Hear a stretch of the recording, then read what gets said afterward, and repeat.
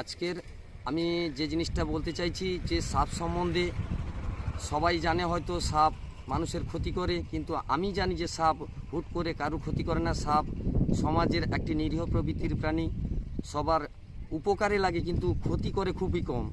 1% যদি ক্ষতি করে 20% উপকার করে।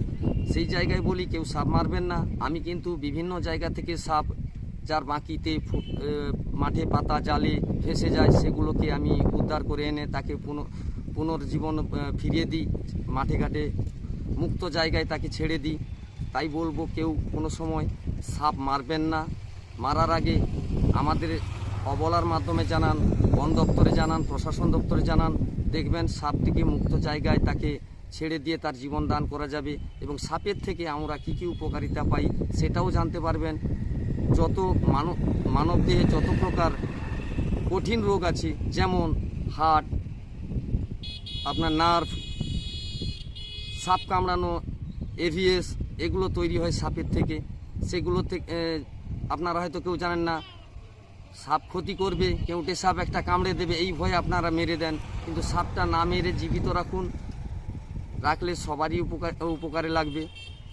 আর অবলার মাধ্যমে খবর দিলে পরে আমরা নিয়ে গিয়ে ওকে মুক্ত করে দেবো। তো এই সাপের সম্বন্ধে যেটুকু কথা বললাম, আমি এই জায়গায় পৌঁছেছি একমাত্র আমাদের হলুদবাড়ি হাই স্কুলের টিচার রাজীব ওঝা মহাশয়, ওনার থেকে আমি যাতায়াত করি। তো উনি যেখানে পাঠান আমি সেখানেই যাই, সাপ ধরে মুক্ত করি। আজকে রাজীববাবুর থেকে একটি হিজল গাছ নিয়ে আমি গাছটি রোপণ করছি। যে হিজল গাছ সম্বন্ধে হয়তো আপনারা জানেন না, হিজলি নামটা হয়েছে ওই হিজল গাছ থেকে। আজকের হিজলিতে সেই হিজল গাছ লুপ্ত প্রায়, এখানে সেই জন্য বলছি গাছ লাগান, প্রাণ বাঁচান। গাছ যে মানুষের কতটা উপকার করে সেটাও জানতে পারবেন। আমরা আজকে রাজীববাবুর থেকে আমি একটা হিজল গাছ নিয়ে আমি লাগাচ্ছি, গাছটাকে রোপণ করছি। আপনারাও এগিয়ে আসুন, আমাদের সঙ্গে যুক্ত হয়ে গাছ লাগান।